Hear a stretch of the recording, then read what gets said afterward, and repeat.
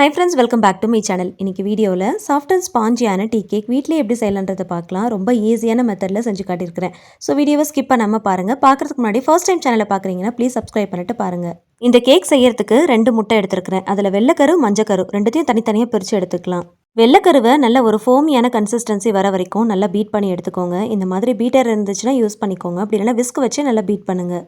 First ஸ்டார்டிங்கில் low ஸ்பீடில் ஒரு 2 செகண்ட்ஸ் மட்டும் நல்லா பீட் பண்ணுங்கள். அதுக்கப்புறம் ஹை ஸ்பீடில் வச்சு நல்லா பீட் பண்ணிங்கன்னா இந்த மாதிரி நல்ல ஒரு ஃபோமியான கன்சிஸ்டன்சிக்கு வரும். இப்போ இது கூட கொஞ்சமாக சுகர் ஆட் பண்ணிக்கலாம். ஒரு 3/4 கப் அளவுக்கு சுகர் எடுத்துருக்கிறேன். அது இது கூட சேர்த்து நல்லா பீட் பண்ணுங்கள். 3/4 கப் அளவுக்கு சுகரை ஒரேடியாக ஆட் பண்ணிடாமல் கொஞ்சம் கொஞ்சமாக சேர்த்து நல்லா பீட் பண்ணுங்கள். அப்போ தான் நல்ல ஒரு ஃபோமியாக நல்ல க்ரீமியாக வரும். மொத்தமாக ஆட் பண்ணிட்டோம் அப்படின்னா அப்படியே கொஞ்சம் லிக்விட் ஆன மாதிரி ஆகிடும். ஸோ நல்லா பீட் பண்ணி எடுத்துக்கோங்க. இந்த மாதிரி நல்லா பர்ஃபெக்டாக பீட் பண்ணிங்கன்னா கேக் ரொம்ப நல்லா சாஃப்டாக வரும்.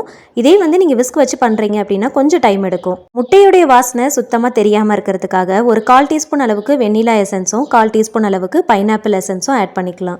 முட்டையுடைய மஞ்சள் கருவில் தான் முட்டையுடைய ஸ்மெல் நிறைய வரும். ஸோ அதனால் அந்த எசன்ஸ் எல்லாத்தையுமே அதில் ஆட் பண்ணிவிட்டு நல்லா இந்த மாதிரி பீட் பண்ணிக்கோங்க.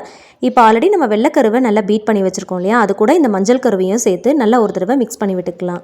மஞ்சள் கருவை வெள்ளைக்கருவோடு சேர்த்து ரொம்ப நேரம் பீட் பண்ணாமல் ஜஸ்ட் ஒரு ஃபியூ செகண்ட்ஸ் மட்டும் பீட் பண்ணி நல்லா மிக்ஸ் பண்ணாலே போதும். இப்போ இது கூட 1 கப் அளவுக்கு மைதா ஆட் பண்ணிக்கலாம். 1/2 டீஸ்பூன் பேக்கிங் சோடா இல்லைனா பேக்கிங் பவுடர் சேர்த்துக்கோங்க. ஒரு 1/4 டீஸ்பூன் அளவுக்கு சால்ட் ஆட் பண்ணிட்டு நல்லா மிக்ஸ் பண்ணுங்க. மைதா மாவு சேர்க்கும் போது நல்லா ஜலிச்சிட்டு சேர்த்துக்கோங்க. அப்போ தான் கட்டி இல்லாமல் நல்லா மிக்ஸ் பண்ண முடியும். சேர்த்துருக்கிற மாவு முட்டை இது எல்லாத்தையுமே நல்லா பீட் பண்ணி எடுத்துக்கோங்க. கொஞ்சம் நேரம் பீட் பண்ணாலே போதும். இப்போ இது கூட ஒரு 1/4 கப் அளவுக்கு உருக்குன வெண்ணெய் சேர்த்துக்கோங்க. வெண்ணெய்க்கு பதிலாக நெய் கூட சேர்த்துக்கலாம். ஆனால் வெண்ணெய் சேர்க்கும் போது பர்ஃபெக்டாக வரும். 1/4 கப் அளவுக்கு நல்லா காய்ச்சி ஆற வச்ச பால் சேர்த்துக்கலாம். டீ கேக் நல்ல சாஃப்டாக ஸ்பாஞ்சியாக பர்ஃபெக்டான டெக்ஸ்சரோடு வரதுக்கு காரணமே முட்டையை நல்லா பீட் பண்ணுறதும் இந்த மாதிரி பால் வெண்ணெய் இது ரெண்டுமே சேர்க்கறதுனால தான். பேக் பண்ணுறதுக்கு கேக் ட்ரே எடுத்திருக்கேன். அதில் இந்த மாதிரி பார்ச்மெண்ட் பேப்பர் போட்டு செட் பண்ணி வச்சுக்கோங்க. அதுக்கு மேலே லைட்டாக ஆயில் அப்ளை பண்ணிவிட்டு நம்ம ரெடி பண்ணி வச்சுருக்கிற பேட்டரை இதுக்குள்ளே ஊற்றிடலாம். ஃபஸ்ட்டே ட்ரேவை ரெடி பண்ணி வச்சுக்கோங்க. மாவை ரெடி பண்ண உடனே ஊற்றிடுங்க. ட்ரேவை நல்லா டேப் பண்ணிவிட்டு ஒரு டூத் ஸ்டிக் வச்சு நல்லா மிக்ஸ் பண்ணுங்கள். அப்போ தான் ஏர் பபிள்ஸ் இல்லாமல் நல்லா பேக் பண்ணி எடுக்க முடியும். ஓவனில் வச்சு பேக் பண்ண போகிறீங்கன்னா ஒரு 10 நிமிஷத்துக்கு ப்ரீஹீட் பண்ண ஓவனில் 180 டிகிரி செல்சியஸில் ஒரு 20 மினிட்ஸ் பேக் பண்ணால் போதும்.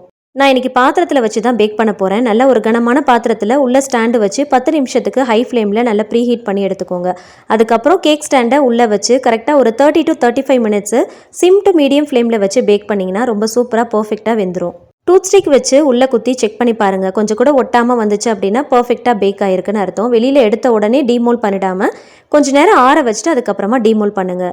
நல்லா ஆறினதுக்கப்புறம் இந்த பேக்கிங் பேப்பரை வெளியில் எடுத்தோம் அப்படின்னா ரொம்ப ஈஸியாக எடுக்க வரும். இப்போ சைடு எல்லாமே நம்ம கட் பண்ணிவிட்டு சர்வ் பண்ணிக்கலாம். வீடியோ பர்பஸ்க்காக நான் உங்களுக்கு கட் பண்ணிவிட்டு காட்டுறேன். கட் பண்ணுறதையும் நம்ம சாப்பிட்லாம். அதை நம்ம வேஸ்ட் பண்ண தேவையில்லை. செம்ம சாஃப்டாக ஸ்பாஞ்சியாக ரொம்ப சூப்பராக வரும். கட் பண்ணுறதுக்கு அவ்வளோ சூப்பராக இருக்கும். எவ்வளோ சாஃப்டாக இருக்குன்னு நீங்களே பாருங்கள்.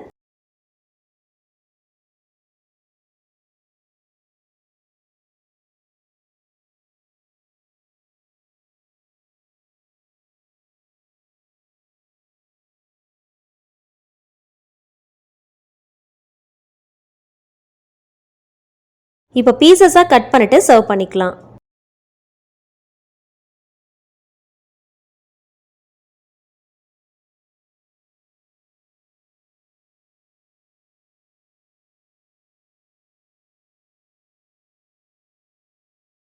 நல்ல சாஃப்ட் அண்ட் ஸ்பாஞ்சியான டீ கேக் ரொம்ப பர்ஃபெக்டான மெஷர்மெண்ட்டோட செஞ்சு காட்டியிருக்கிறேன். இந்த மாதிரி டெக்ஸ்சரில் ரொம்ப சூப்பராக வரும். கண்டிப்பாக ட்ரை பண்ணி பாருங்கள்.